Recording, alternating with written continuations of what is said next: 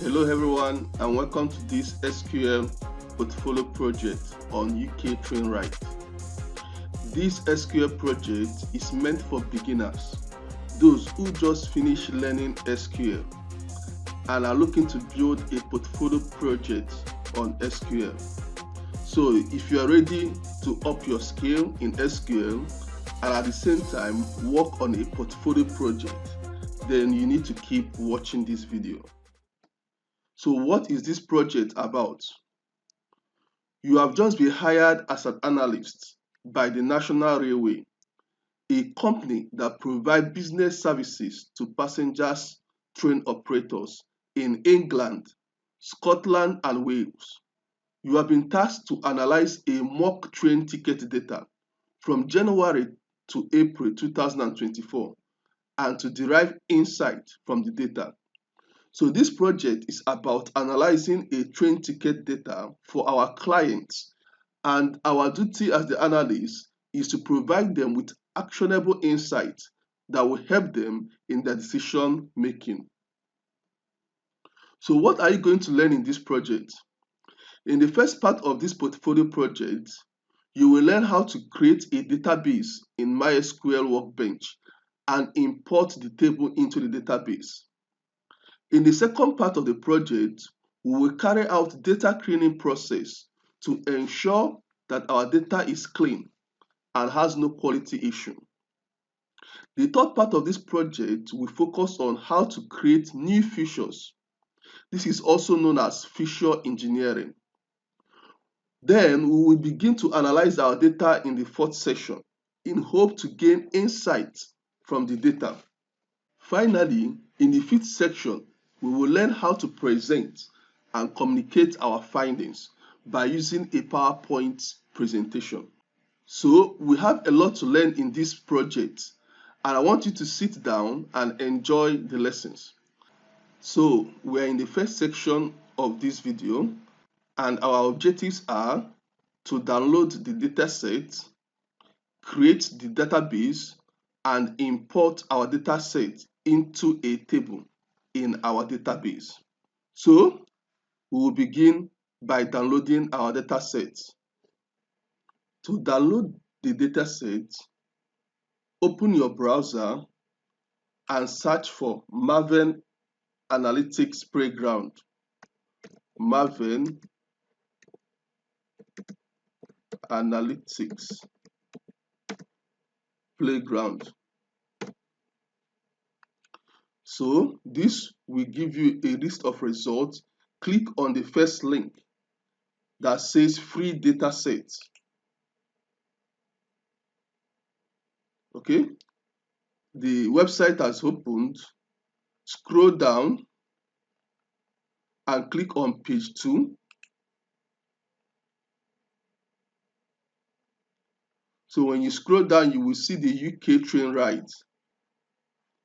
Click on download and click on the CSV file. So this will begin your download. Our download has completed, so click on the download folder to locate the file. So this is our file, the UK Trainwright. This file is a zip file, so you need to extract the content inside. So I have already extracted my content and I've placed it in a folder on my desktop. The folder, I called it the Trainwright Analysis. So if you open the folder, here are my data sets. So there are two files that were downloaded, the railway data sets and the railway data dictionary. So let's take a look at the data set that we have downloaded in order to understand the data we're going to be working with. So I will start by opening the railway data set.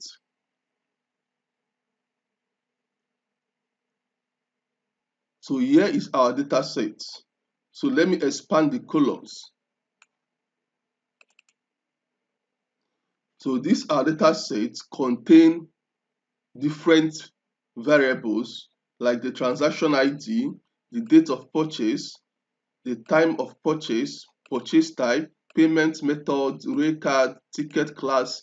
So we have different variables up to the refund request. So let's confirm the number of rows in this data set. So when you click on cell A1, you hold your Control and Shift key and press the down arrow key. So this will take you to the last row in your data set. So based on that, we can see that our data set contains 31,653 records when we exclude the first row that contains the label for each column. So there are about 31,653 records. Okay, so let's take a look at the second data set. That's the data dictionary.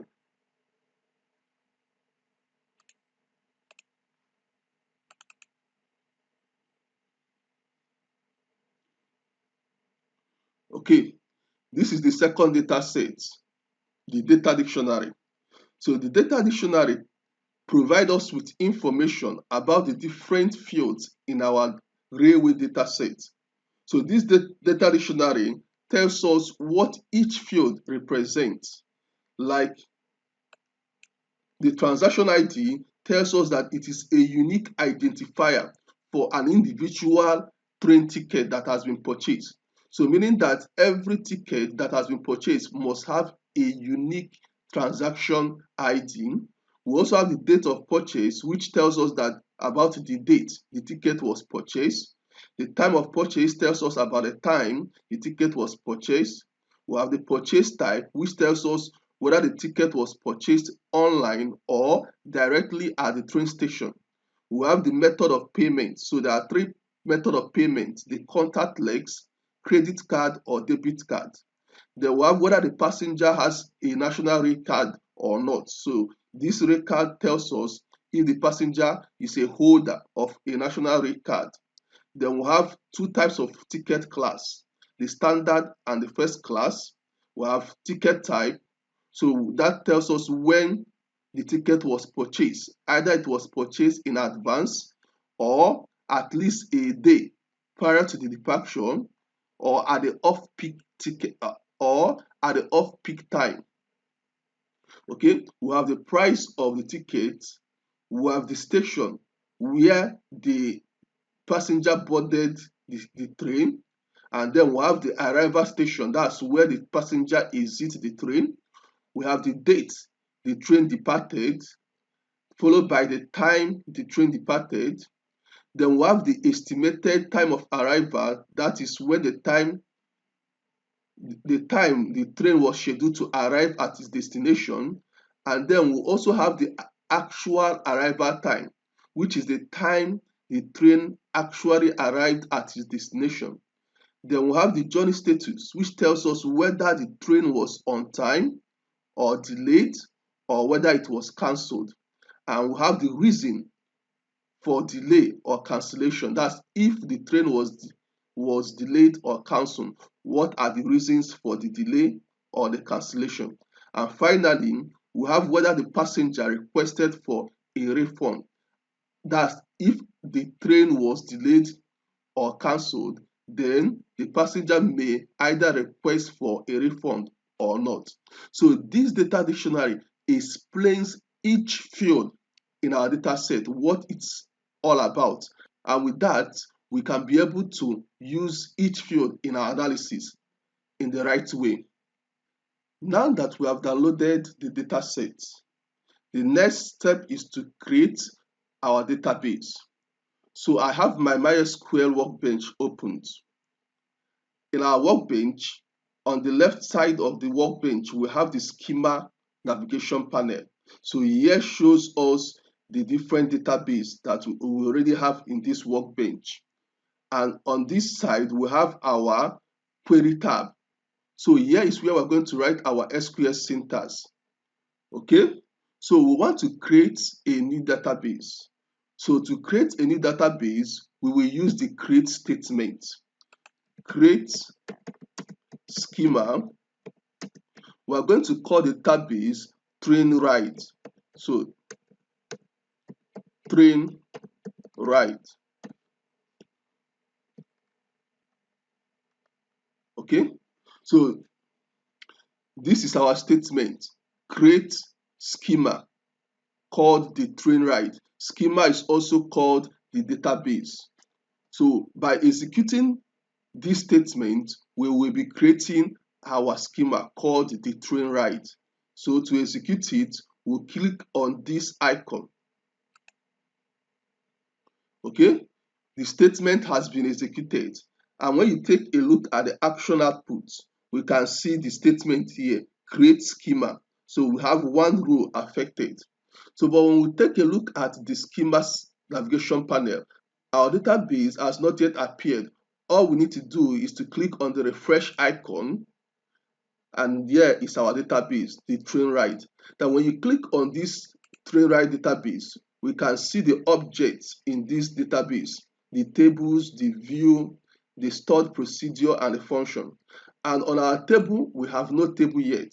So that will take us to the next objective, which is to import our table. We want to import our data sets into a table in this our database. So to import our table, we'll right click on this table object and click on table data import wizard. So we want to use the import wizard to import our data set. So by clicking on the import wizard, it brings us to this first navigation panel, which is asking us about the file path where our data set is located. Okay, so we'll click on the browse icon to locate our data set. I have my data set on the desktop in a folder called the train ride analysis. So open this train ride analysis and then click on our data set, the railway data set, and click on open. So I've specified the file path.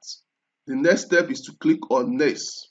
So in this section, we need to specify the destination for our table. So we are creating a new table by importing the table, and we want the table to be or to reside in the train ride database. When you click on this drop down, you can see the other schemas that we have in this workbench, but we want this our table to reside in the train ride database, and then we have already specified the name for this table by calling it the railway. So the next thing to do is to click on next. This will bring us to the import settings. So we are not going to do any changes here, but when you take a look at here, you can see a preview of the data that we are about to import. So this gives us a preview of the data that we are about to import. So click on next. So our import wizard is ready to import our data set. So by clicking on next, our data set will begin to import. So this will take a while. So I'm going to pause the video until our data set has been imported. The data import wizard has finished importing our data. So we'll click on next. So this is the result of the table import. It says 31,653 record has been imported. So we'll click on finish. So we have successfully created our database called the train ride, and we have imported our table. So to see the table, we need to refresh our schema. So here is our database, the train ride, and when we click on the table icon, we can see the table that we have imported, the railway table. So when we click on this table icon, we can see the columns. So by clicking on the column icon, so these are the various columns in our table that we have imported. So to take a look at our data set, we need to first of all specify the database that we want to run our query by using the use statement. So use train ride. So this statement, when executed, we specify that we want to use our train ride database. By clicking on our execute button, we have our action output says that 0 rows has been affected, and when we take a look, we can see that our train ride database has been highlighted as the database we are working on. Okay, to see the table in our database, we need to run the show statement. So show tables. So this statement will show us the various tables that are in our database called the train ride. So by executing this command, we have our results displayed that in our database we have only one table called the railway table. Okay, to view the first 5 rows in our table, so we use the select statement. So we select all from our table called the railway, and we limit the output to the first 5 rows. Okay, this statement will show us the first 5 rows that are in our table called the railway table. Okay, by executing the statement, we have our results. These are the first 5 rows in our table, and here are the various columns in our table. So this brings us to the end of this first video. In our next video, we are going to carry out various data cleaning steps to ensure that our data is clean. If you found this video to be useful, please don't forget to like the video and subscribe to our YouTube channel, and also click on the bell icon so that you will get notified when we release our new videos.